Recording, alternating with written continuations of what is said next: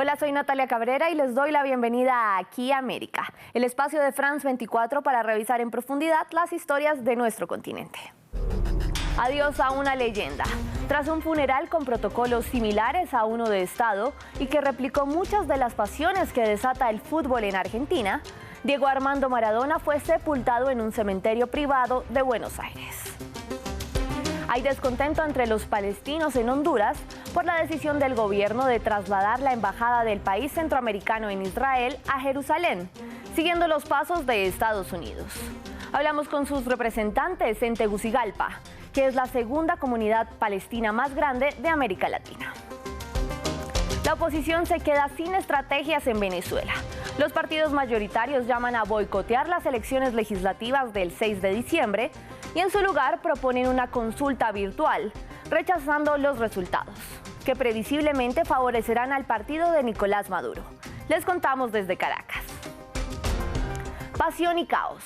Así puede resumirse la vida de Diego Armando Maradona. Y también su muerte.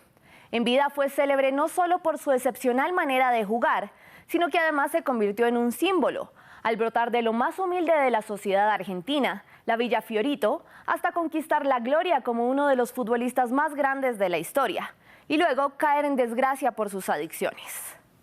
Su funeral replicó su forma de vivir.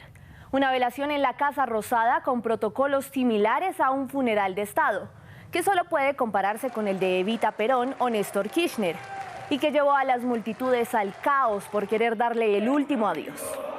Maradona fue sepultado en un cementerio privado de Buenos Aires, donde también descansan sus padres. La polémica leyenda falleció a los 60 años por una insuficiencia cardíaca.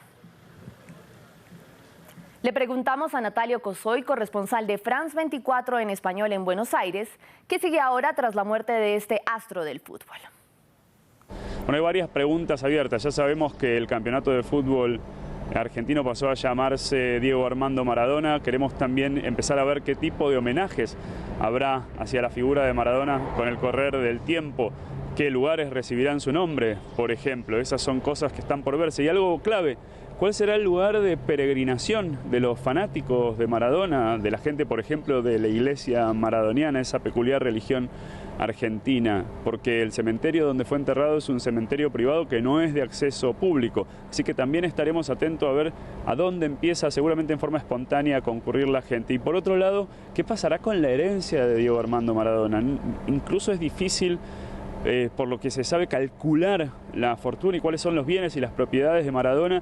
Y como Maradona tiene al menos 5 hijos reconocidos, 2 de su primer matrimonio, sus hijas, las más visibles, las más conocidas, bueno, ¿qué pasará con esa herencia? Bueno, creo que veremos muchos capítulos sobre esta disputa que seguramente existirá, veremos sí o no sobre la herencia y qué había realmente entre los bienes de Diego Armando Maradona. Maradona no solo fue conocido por su talento, por la llamada mano de Dios, sino que también fue una figura de la izquierda de América Latina. El futbolista era amigo cercano de Fidel Castro y apoyó a los gobiernos de Hugo Chávez en Venezuela, Daniel Ortega en Nicaragua, Néstor Kirchner en Argentina y Lula da Silva en Brasil. María Clara Calle nos cuenta cómo terminó el 10 argentino en la política. 2 suburbios obreros de Buenos Aires marcaron la vida del astro argentino. Diego Armando Maradona nació el 30 de octubre de 1960 en Lanús.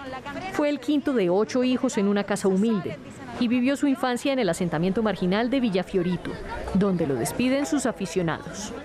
Ese Maradona, Pelusa, se escapaba de los papás y se iba a jugar con Gustavo, ¿viste? Y era la alegría de él jugar. El crecer en medio de la pobreza no fue un obstáculo para convertirse en un prodigio del fútbol. Y por el contrario, inclinó su postura política. Con tan solo 15 años debutó con los Argentinos Juniors en el estadio que hoy lleva su nombre. Y una década después hizo historia en el Mundial de 1986, en el que Argentina fue el campeón, pocos años después de terminar la dictadura a la que Maradona criticaba. Pero más que trazar su carrera futbolística, el campeonato lo acercó al que sería su gran amigo. Fidel Castro recibió a Maradona en Cuba luego de que un medio local lo premiara como el mejor deportista de América Latina. Desde entonces forjaron una estrecha relación. Maradona tenía un tatuaje en su pierna con el rostro del líder de la Revolución cubana y otro del Che Guevara en su hombro. Y Castro lo motivó a que se internara en 2 ocasiones en clínicas de La Habana para un tratamiento contra su drogadicción. Para mí fue un segundo padre,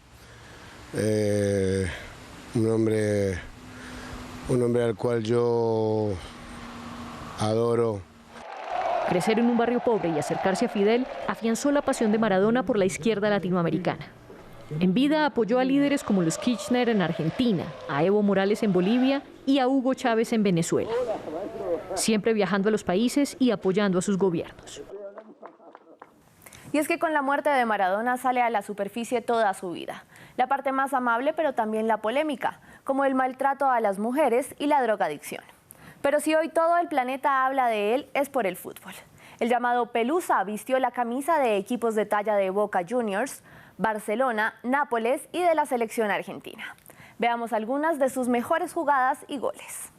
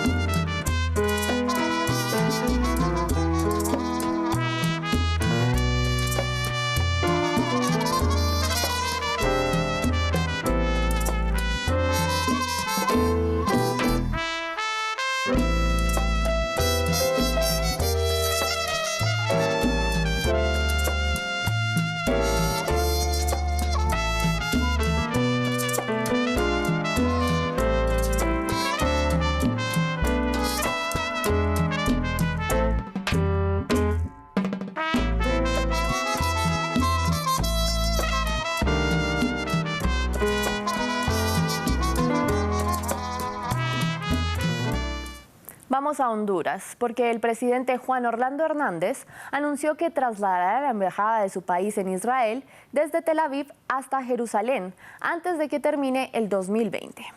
La decisión, que sigue a Estados Unidos, rompe el principio de neutralidad de la Ciudad Santa y llega tras presiones del presidente estadounidense Donald Trump. Honduras tiene la segunda comunidad palestina más grande de América Latina después de la de Chile. Nuestra corresponsal Kenia Torres habló con los líderes palestinos en Tegucigalpa. Tengo entendido que esta situación se ventila. Selim Kanawati es un activo líder de la comunidad palestina en Honduras. Su familia, al igual que muchas del mismo origen, son empresarios que dan empleo a cientos de hondureños y aportan al desarrollo del fútbol.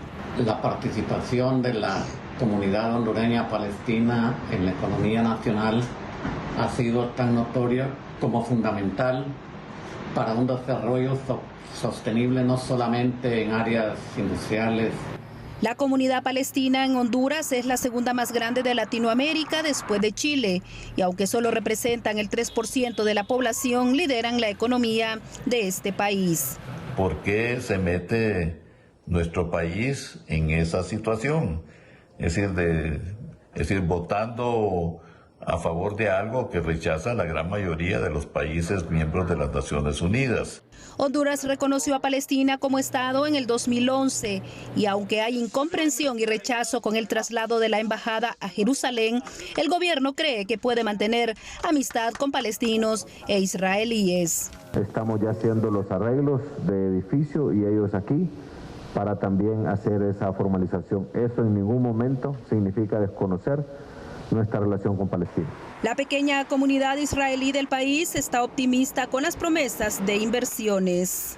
Creo que es en beneficio de ambas naciones, que tienen mucho en común, no solo la parte de cooperación de agricultura y demás, sino que hay investigaciones. Honduras se convertiría en el tercer país tras Guatemala y Estados Unidos en trasladar su embajada a Jerusalén.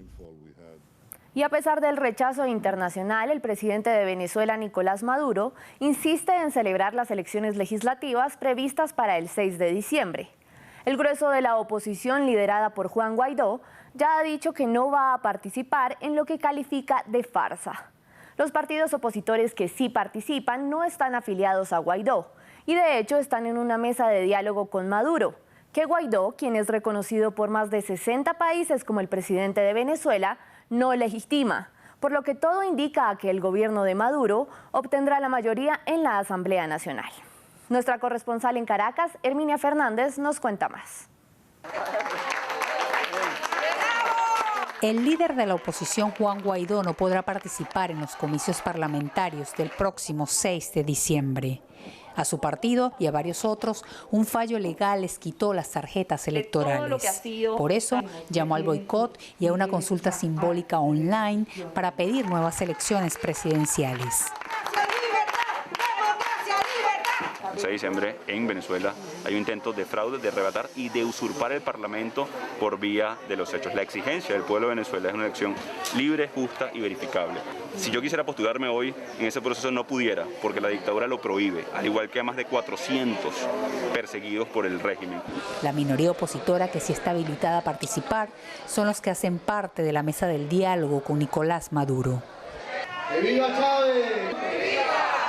Los socialistas, en un intento de darle credibilidad a las elecciones parlamentarias, insisten que se inscribieron más de 105 organizaciones políticas y que apenas el 30% son afectas al gobierno. Estas elecciones son el resultado del gran diálogo nacional. Más allá de las apuestas radicales de una derecha, está la decisión colectiva de sectores de oposición que también acompañan las elecciones de este 6 de diciembre. Mientras el gobierno une sus estrategias para recuperar la Asamblea Nacional, la oposición está más dividida que nunca.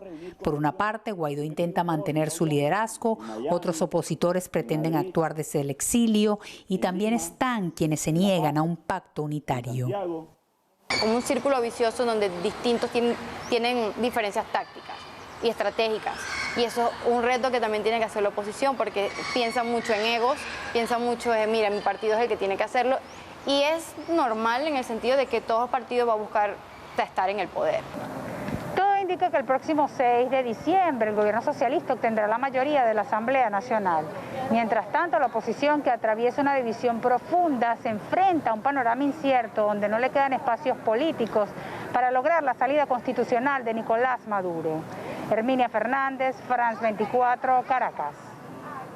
Gracias por acompañarme en esta emisión de Aquí América. Recuerden que pueden ver más emisiones en nuestra página web france24.com y pueden seguirme en redes sociales en la dirección que ven en sus pantallas. Sigan viendo France 24.